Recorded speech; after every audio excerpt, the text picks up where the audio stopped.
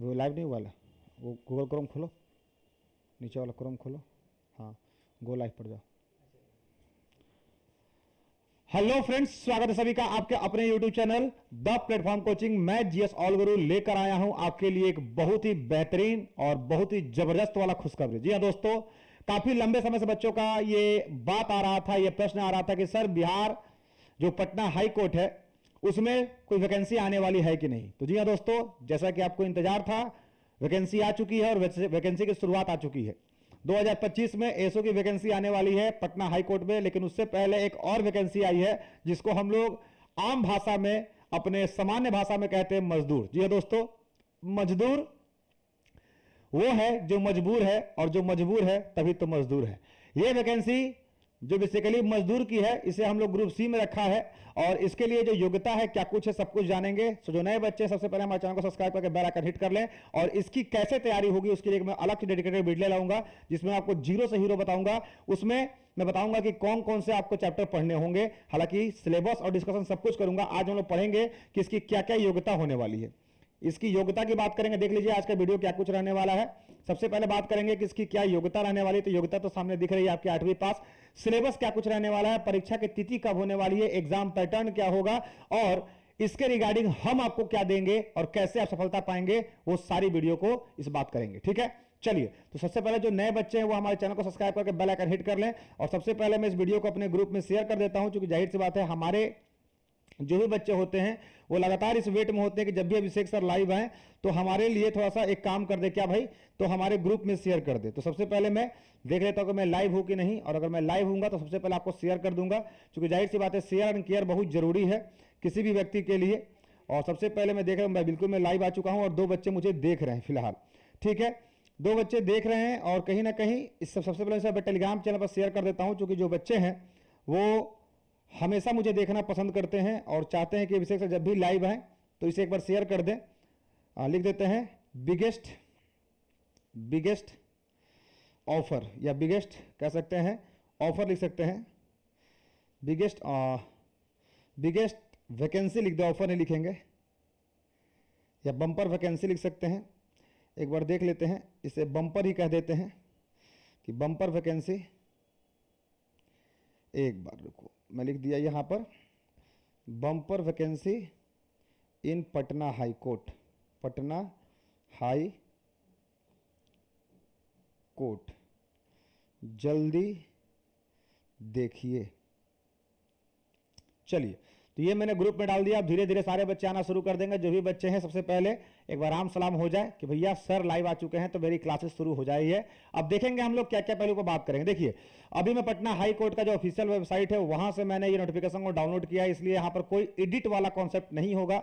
बहुत सारे टीचर जो होते हैं वो अपना खुद का पीपीटी बनवा लेते हैं, उसमें थोड़ा सा एडिट होने का चांसेस होते हैं, जिससे बच्चों को हो सकता है गलतफहमी हो जाए सिलेबस को लेकर के या फिर उसके एग्जाम पैटर्न को लेकर के। ठीक है, तो सबसे पहले हम क्या कुछ बात करेंगे ये देखिए।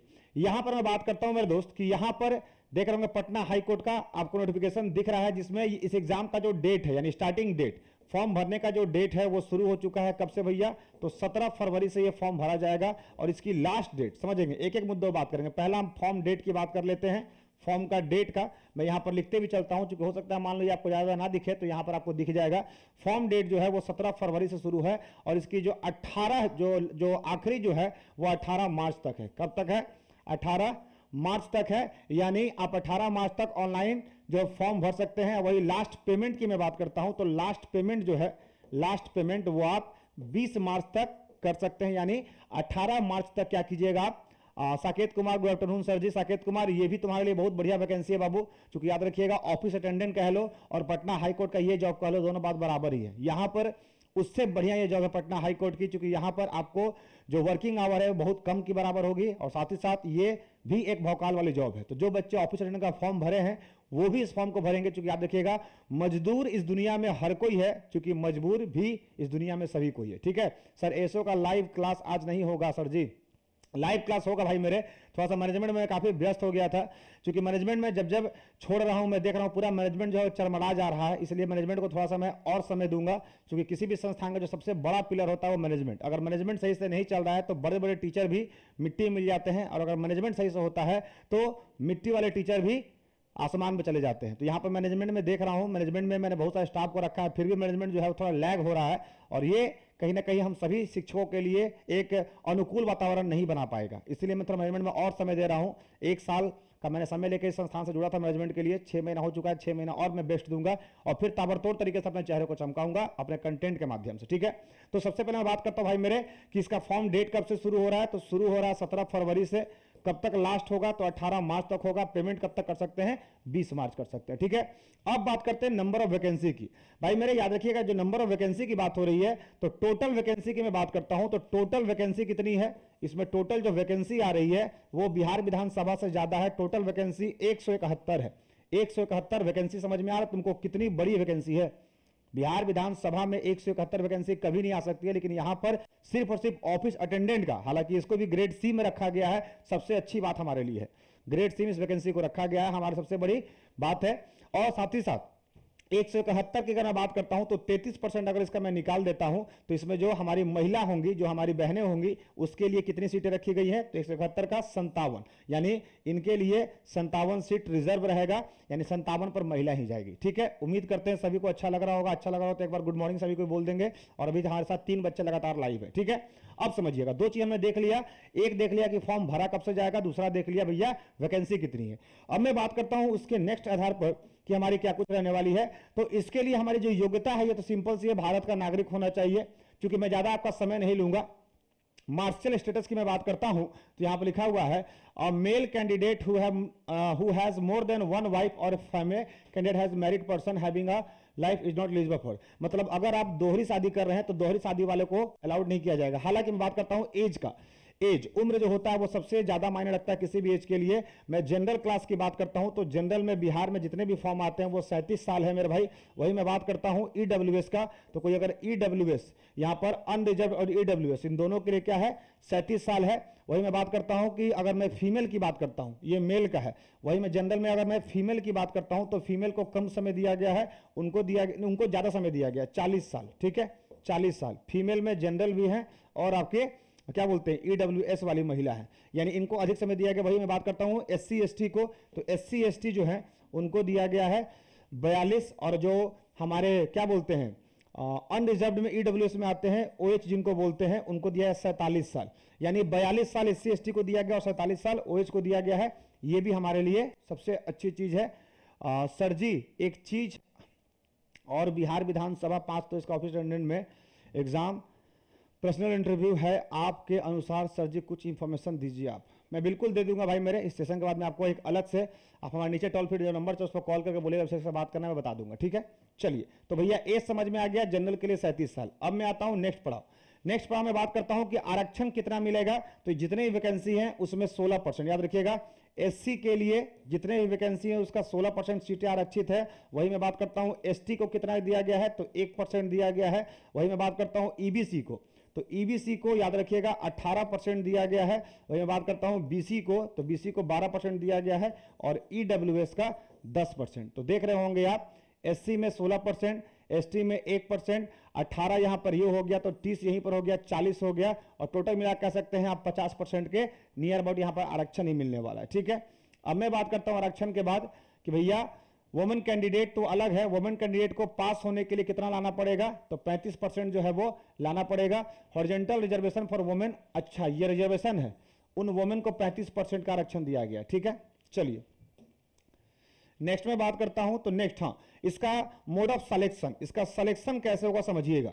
सबसे बड़ा जो विषय हमारे पास वो सिलेक्शन का आ जाता है कि आपका चुनाव कैसे होगा। तो चुनाव के लिए आपका जो चुनाव होगा या फिर जो आपका सिलेक्शन होगा एग्जाम में, वो सिलेक्शन कैसे होगा। इसके 3 पड़ाव है, यानी इसके 3 जो है वो पड़ाव होंगे।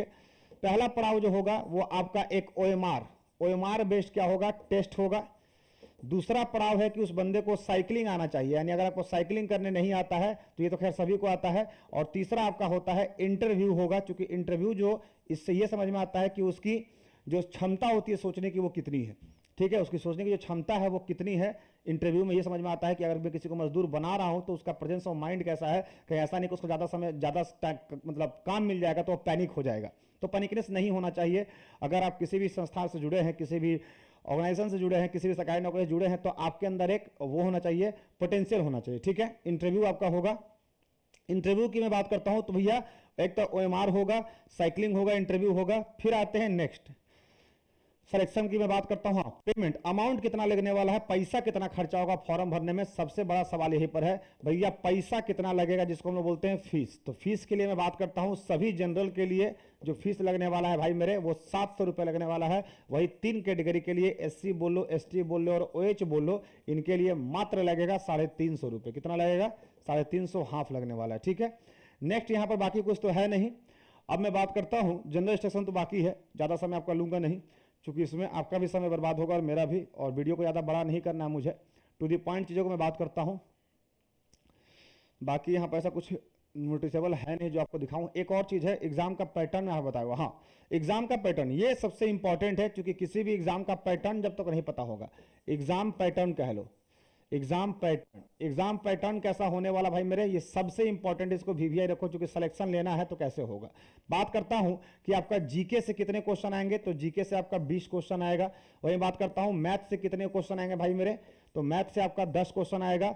आपका हिंदी आएगा, क्योंकि हिंदी बिहार में हर जगह चलता है, तो हिंदी से 10 क्वेश्चन रहेंगे। और इंग्लिश, यानी मुझे सिविल कोर्ट वाला ये याद आ गया, यहाँ पर 10 क्वेश्चन रहेगा। ठीक है, और टोटल मार्क्स कितने हो गए, तो टोटल यहाँ पर 50 नंबर को हो गए। ठीक है, टोटल 50 नंबर के और 50 नंबर का इंटरव्यू, यानी 50-50 पर ये रखा है। इंटरव्यू में 50 नंबर देगा, जिसमें आपका स्किल टेस्ट का मतलब होता है कि जो आपकी साइकिलिंग वगैरह होगी, साइकिल चलाने आएगा तो 30 नंबर देगा, और उसके बाद जो है आपको 20 नंबर देगा इंटरव्यू पर, यानी 50-50 का, 50 नंबर का ओएमआर बेस्ड, 30 नंबर का स्किल टेस्ट और 20 नंबर का इंटरव्यू। ठीक है, टोटल 100 नंबर के यहाँ पर आने वाले हैं। ठीक है, अब मैं बात करता हूँ भैया कि ये जो 50 नंबर है इसमें कौन कौन से सिलेबस उठाएंगे वो भी मैं देख लेता हूँ।